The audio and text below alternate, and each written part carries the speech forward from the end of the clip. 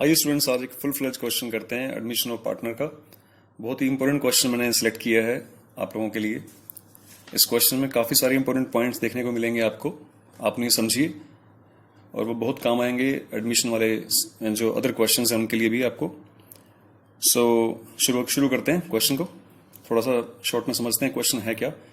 Question ये है कि X and Y are partners in a firm sharing 5:3 and they admit Z as a new partner. So the new ratio will be 4:3:2. It is given in the question. तो मैंने यहाँ पे अभी फिलहाल old minus new करके x और Y के लिए सेक्रीफाइस रेशियो कैलकुलेट कर लिया है, दैट इज 13:3। ये आप कैलकुलेट करना जानते हैं अच्छी तरह, ठीक है। अब क्वेश्चन रीड करते हैं। ये लाइबिलिटी गिवन है, it's a balance sheet. So liability में क्रेडिटर्स वर्कमैन कंपनसेशन रिजर्व है, जेड्स loan account 30,000, capital account of X and Y given है 50 and 40। और एसेट साइड में कैश एंड बैंक है 15,800, डेटर्स दिए हुए हैं 40,000, इसमें से एक प्रोविजन लेस किया हुआ है 1,800 का, यहाँ पे आया हुआ है 38,200। आपको थोड़ा सा ये लाइन कम दिखाई दे रही होगी, थोड़ी सी डार्क में है, सो फिर भी बोलूंगा आपको इसकी वजह से कोई दिक्कत नहीं आएगी, आई होप सो। स्टॉक दिया हुआ है 56,000 का, इन्वेस्टमेंट 10,000, गुडविल ये ओल्ड गुडविल गिवन है क्वेश्चन में जिसको हम लोग राइट ऑफ कर देते हैं 10,000, प्लांट दिया हुआ है 30,000, ठीक है। ये क्वेश्चन में बैलेंस शीट गिवन है। अब इसकी एडजस्टमेंट्स हैं। Z is admitted into the new partnership firm on the following terms. पहली टर्म है the new profit sharing ratio will be 4:3:2 between X Y and Z respectively. वो हम लोगों ने डिस्कशन यहां पे कर लिया। एक और मेन पॉइंट है Z's loan should be treated as is capital. जो Z का लोन गिवन है लायबिलिटी सेक्शन में 30,000, वो कह रहा है कि उसी को उसकी कैपिटल को उसी लोन को उसकी कैपिटल के रूप में ट्रीट करना है, ठीक है। Z ने फर्म को लोन दिया हुआ है 30,000 रुपीज का। अब क्योंकि उसे आप पार्टनर बना रहे हैं तो उसके दिए हुए लोन की जो अमाउंट है 30,000 उसी को उसकी कैपिटल अकाउंट ट्रीट करना है। यानी कि इसकी जर्नल एंट्री अगर मैं बात करूं तो देखिए जर्नल एंट्री कैसे बनेगी इसकी। Z के लोन अकाउंट को आपने कैपिटल अकाउंट के रूप में ट्रीट करना है। तो देखिए Z's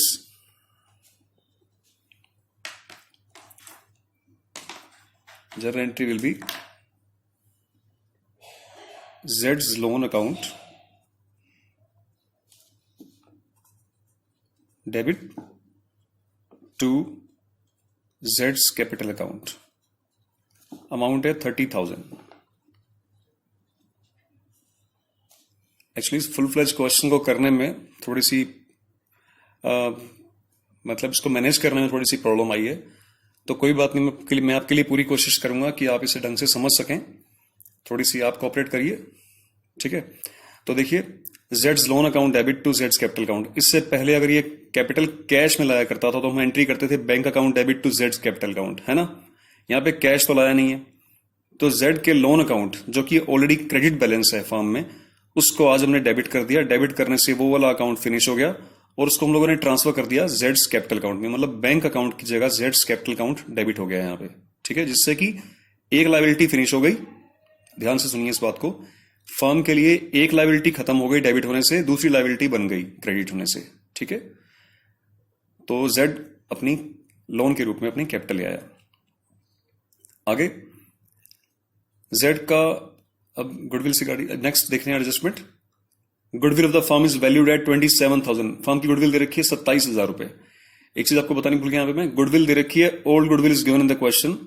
ओल्ड गुडविल क्वेश्चन में गिवन है, इसकी अमाउंट दी हुई है 10,000 रुपीज, ठीक है। तो 10,000 रुपीज सबसे पहले ये एंट्री करने से भी पहले हमें एक एंट्री करनी चाहिए, जो कि मैं यहाँ पे अभी नहीं की है, अभी करेंगे हम लोग, जो कि ओल्ड गुडविल को राइट ऑफ करने की होती है। तो उस एंट्री को आप अच्छी तरह जानते हैं कि गुडविल की एंट्री कैसे होती है, रिटर्न ऑफ करने की कैसी रहती है एंट्री। ओल्ड पार्टनर्स डेबिट, यानी कि X capital account debit, X capital account debit, Y's capital account debit to goodwill. ये ओल्ड गुडविल रिटर्न ऑफ करने के लिए एंट्री है। 10,000 रुपए की गुडविल है, 10,000 रुपीज की गुडविल है और आप इसे राइट ऑफ कर सकते हैं। थोड़ी सी जगह की दिक्कत मैं पहले बोल चुका हूं, कोई बात नहीं। 10,000 रुपीज की गुडविल को ओल्ड रेशियो में राइट ऑफ करेंगे। Old ratio is given 5:3। सो 5:3 में कैसे राइट ऑफ करेंगे इसको आप, इसको अगर हम लोग राइट ऑफ करेंगे 5:3 में, तो ये अमाउंट बनेगी 6250 एंड 3750। इस हिसाब से ओल्ड रेशो में ये राइट ऑफ हो जाएगी। ठीक है, नेक्स्ट देखते हैं। अब ये जो दे रखी थी line, goodwill of the firm is value 27,000। Firm की गुडविल है 27,000। इसमें से जेड का मैंने शेयर कैलकुलेट कर लिया जो उसे लाना है, कैश में लाता है जैसे मोस्टली। तो 2/9 शेयर कैलकुलेट कर लिया मैंने इसका, क्योंकि फॉर्म में ये 2/9 शेयर के लिए आया है। तो इसका शेयर बन रहा है 6,000 रुपीज। अब पूरे क्वेश्चन में आप एडजस्टमेंट रीड करेंगे तो इसमें कहीं भी नहीं लिखा हुआ कि वो कैश लाया है या bring his capital goodwill in amount of cash. So cash नहीं लाया तो नोटिंग कैश वाला केस हो गया। तो ये नोटिंग कैश का केस है। तो नोटिंग कैश वाले केस में हम लोग क्या करते थे, जेड का करंट अकाउंट डेबिट करते थे। एक न्यू अकाउंट ओपन करते थे, that is Jades current account. तो हम लोग वैसे ही करेंगे यहां पे भी। आइए जरा एंट्री कर लेते हैं इसकी। जेड्स करंट अकाउंट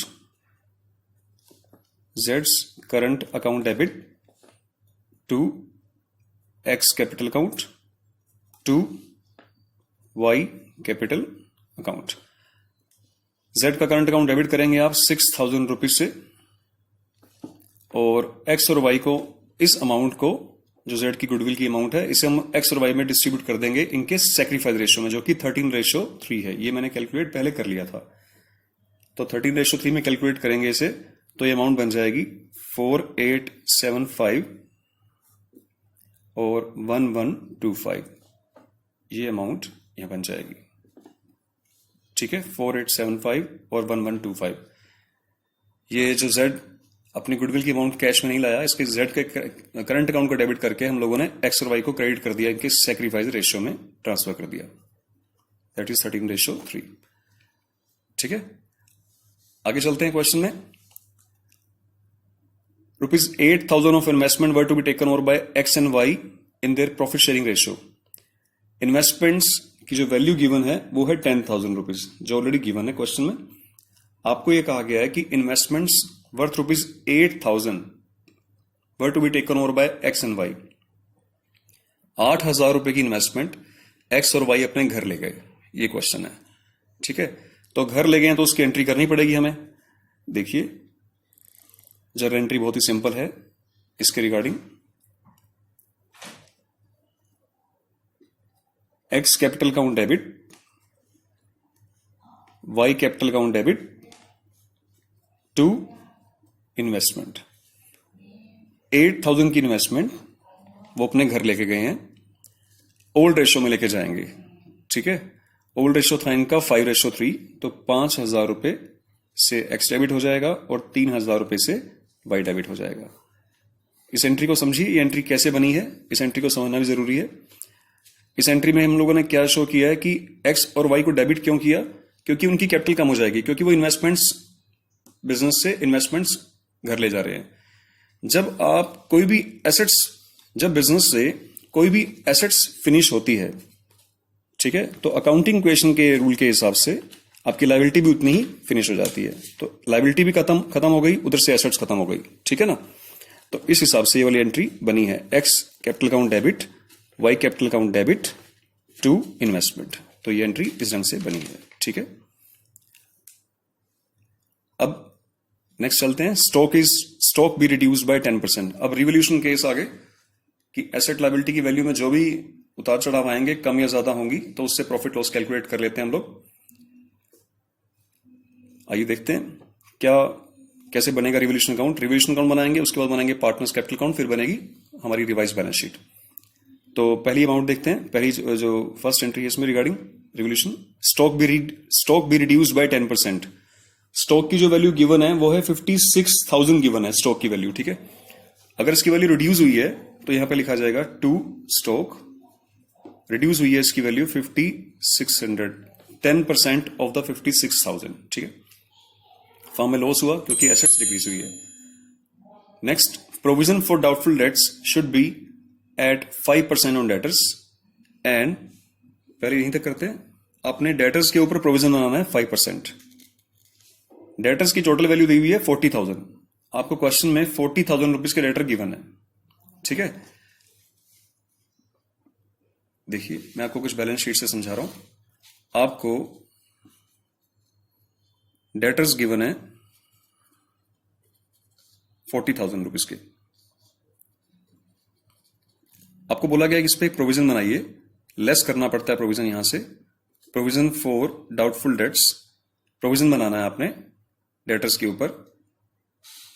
अमाउंट है 5% ऑन डेटर्स। 5% का मतलब 40,000 रुपए का 5%, कितना बनेगा 2,000 रुपए। 2,000 रुपए का प्रोविजन बन गया आपका। डेटर्स कम होकर रह जाएंगे 38,000 रुपीज के।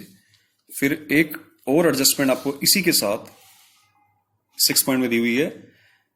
प्रोविजन के बाद एक प्रोविजन और बनाना है, a provision for discount on debtors at 2% should also be made. एक और प्रोविजन बनाने को बोला है। ऐसा टॉपिक हम लोगों ने +1 में भी किया हुआ है कि एक और प्रोविजन बनाना है इसमें कि 2% का प्रोविजन बनाएंगे आप for the discount on debtors पे। डिस्काउंट ऑन डेटर्स का मतलब डेटर्स को डिस्काउंट देना पड़ सकता है, इसके लिए भी एक प्रोविजन आप तैयार करें, ऐसा बोला है क्वेश्चन में। ठीक है, तो आइए इसके लिए भी प्रोविजन तैयार कर लेते हैं। हमारे पास डेटर अभी कितने बचे हैं, 38,000 बचे हुए हैं 2,000 लेस करने के बाद। तो अब नया प्रोविजन जो प्रोविजन बनेगा 2% का, provision for discount on debtors at the rate of 2% बनेगा जो, वो इसके ऊपर बनेगा। ये अमाउंट बनेगी 760 रुपीज, 2% ऑफ 38,000 रुपीज। ठीक है, इस हिसाब से डेटर हमारे रिड्यूस होकर रह जाएंगे 37,240। ठीक है, तो हमारे लिए दो तरह के लॉस हो गए, एक प्रोविजन फॉर डाउटफुल डेट्स का लॉस 2,000 रुपए का लॉस, और एक जो प्रोविजन फॉर डिस्काउंट बनाया है, डेटर्स को डिस्काउंट देना पड़ सकता है, वो भी एक लॉस है, तो 760 रुपए का लॉस। ये दोनों लॉस रिवोल्यूशन के डेबिट साइड में आने चाहिए।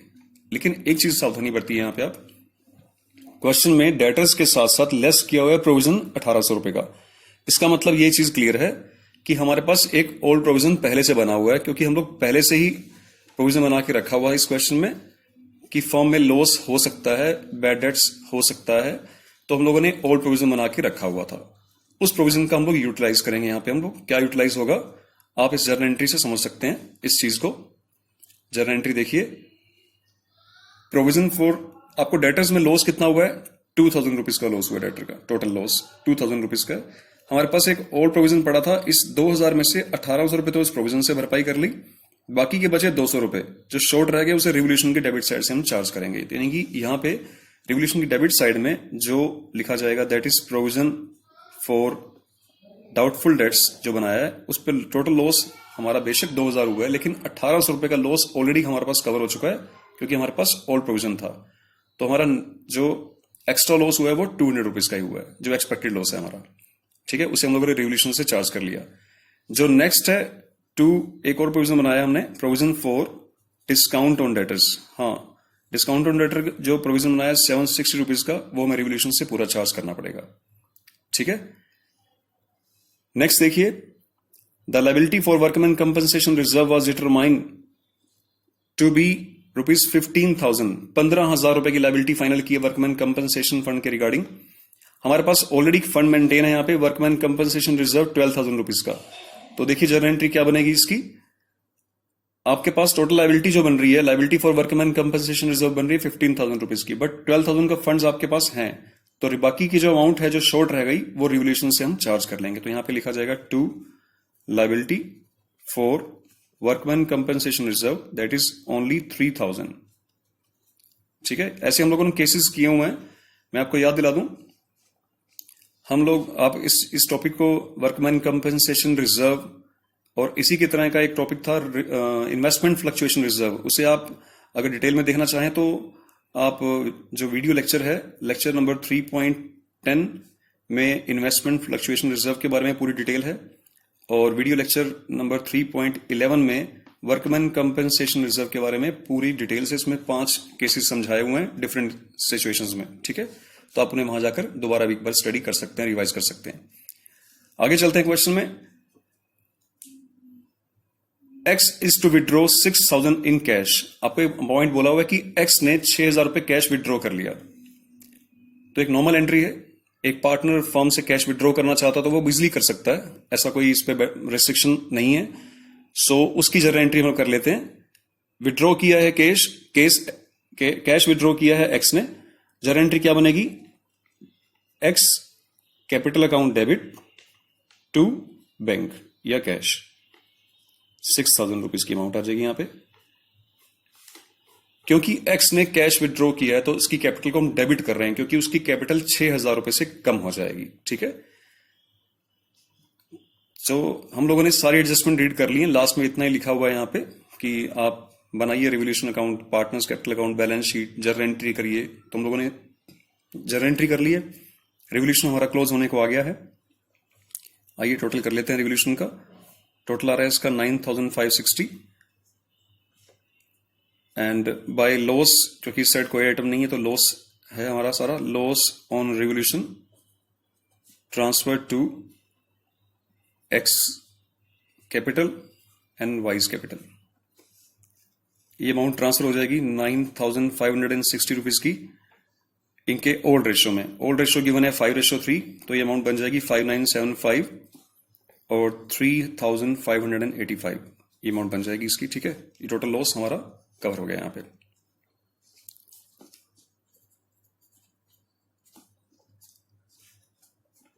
तो रिवोल्यूशन बनने के बाद नेक्स्ट टॉपिक रहेगा हमारा पार्टनर्स कैपिटल अकाउंट। आइए चलते हैं पार्टनर्स कैपिटल अकाउंट की तरफ।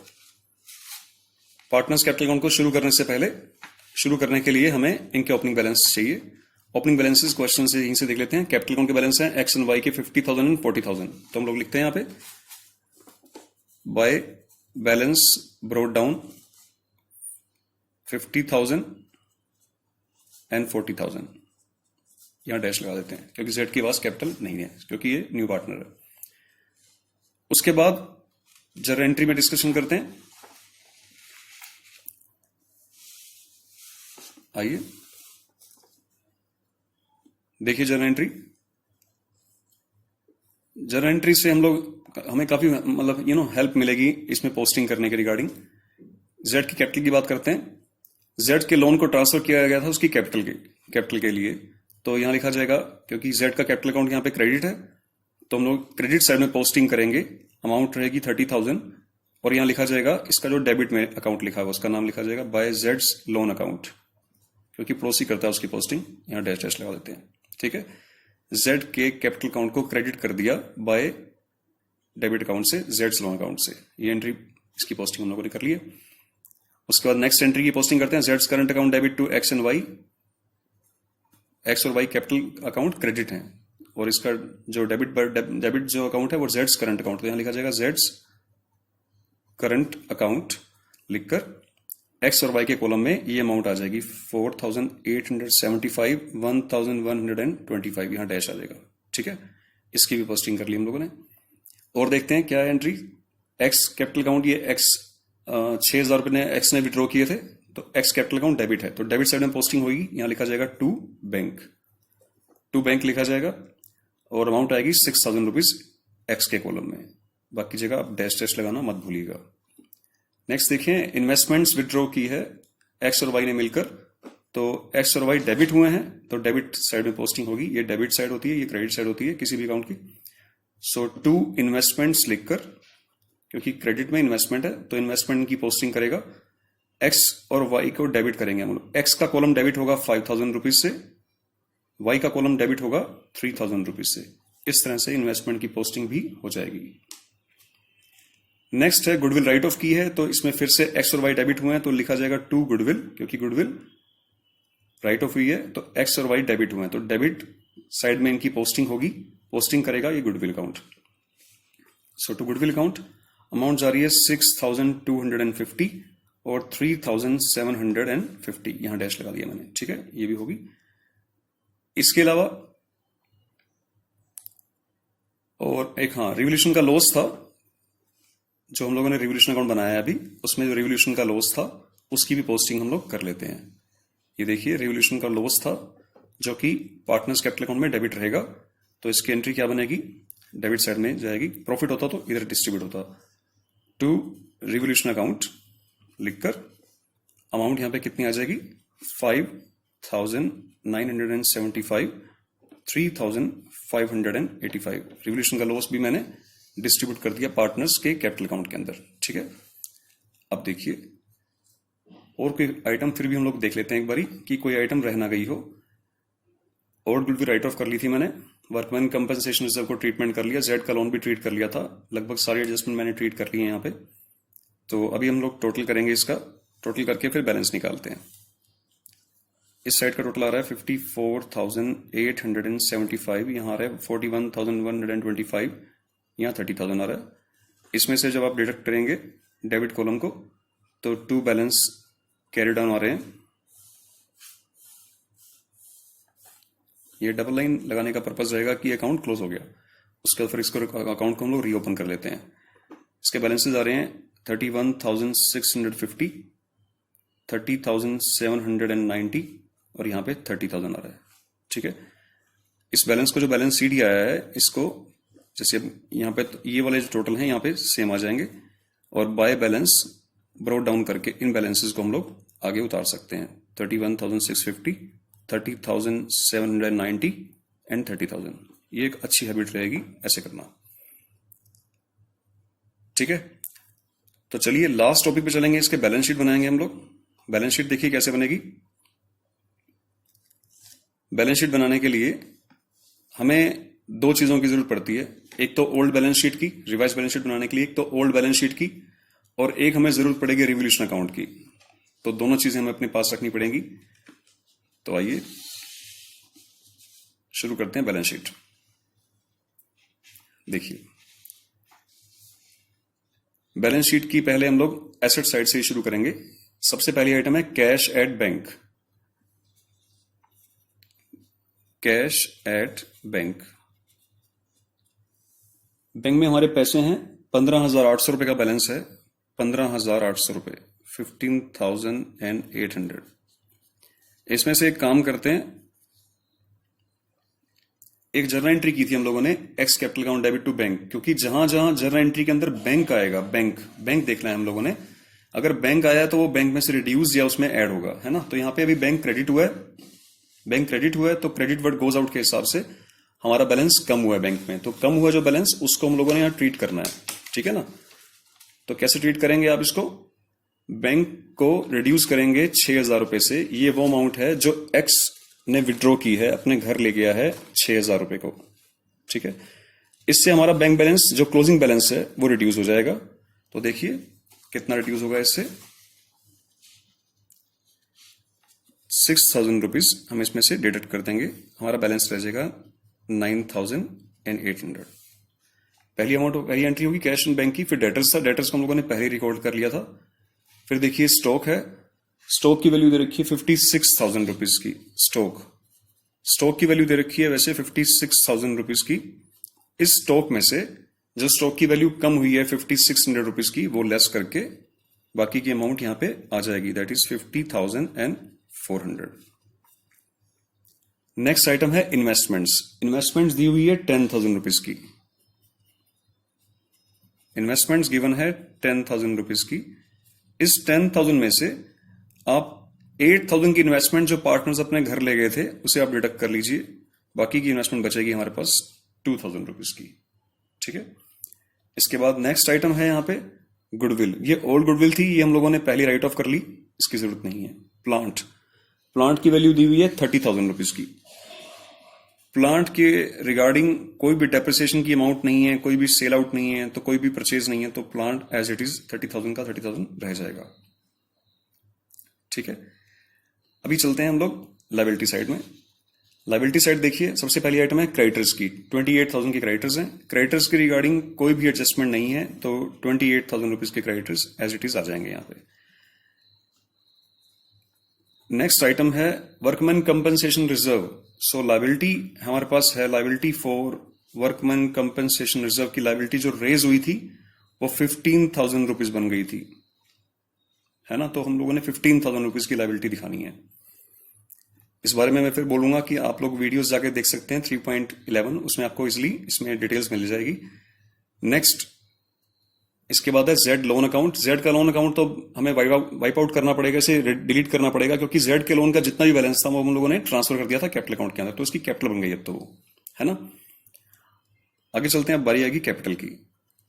कैपिटल अकाउंट के जो बैलेंसेज हैं वो एक्स, वाई और जेड तीनों के बैलेंसेज हमारे पास आ चुके हैं। कैपिटल अकाउंट के बैलेंस हम लोग यहां से ब्रो डाउन कर सकते हैं। 31,650, 3790 एंड 30,000, इनका टोटल बन जाएगा 92,440। ठीक है, इस साइड आइटम टोटल कर सकते हैं। हमारे पे लगभग सारी आइटम पूरी हो चुकी हैं। 1,35,440। अभी बस एक पॉइंट हमारा रह गया है। वो कौन सा पॉइंट रह गया है? वो एक जरा एंट्री देखिए ध्यान से।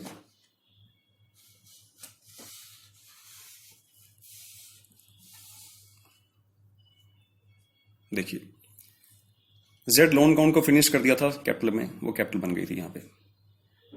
एक जे वाली एंट्री देखिए, जेड अपनी गुडविल की अमाउंट जो 6,000 रुपीज का उसका शेयर था वो कैश में नहीं लाया था, तो नोटिंग कैश के हिसाब से उसका करंट अकाउंट को हम लोग डेबिट कर देते हैं। ध्यान रखिए, डेबिट कर देते हैं उसके करंट अकाउंट को। ये करंट अकाउंट एक नेगेटिव बैलेंस बन जाता है उसके लिए, जेड के लिए। ठीक है, इसका लॉजिक ये रहता है कि हमने जेड से 6,000 रुपए लेने थे, वो हालांकि फिलहाल कैश में नहीं लाया, लेकिन लेने तो है ना उससे। तो क्योंकि उससे 6,000 रुपए लेने हैं तो हमारी एसेट्स की फॉर्म में शो होगा। एसेट साइड में लिखा जाएगा जेड्स करंट अकाउंट के नाम से, उसे हमें शो करना ही होगा। सो जेड्स करंट अकाउंट 6,000 रुपीज, यहां 6,000 लिखते ही आपका ये वाला बैलेंस मैच हो जाएगा। तो ये क्वेश्चन था। मैं एक बार फिर से कहूंगा कि हो सकता है आपको थोड़ी सी असुविधा रह गई हो इसमें, अनकंफर्टेबल भी फील कर सकते हैं समझने में, लेकिन थोड़ा सा कॉम्प्लिकेटेड जगह के हिसाब से मैंने इसे मैनेज करने की कोशिश की है। सो आप प्लीज इसको ध्यान से देखिएगा। फिर भी अगर कोई प्रॉब्लम हो तो आप मुझसे पूछ सकते हैं। Thank you so much.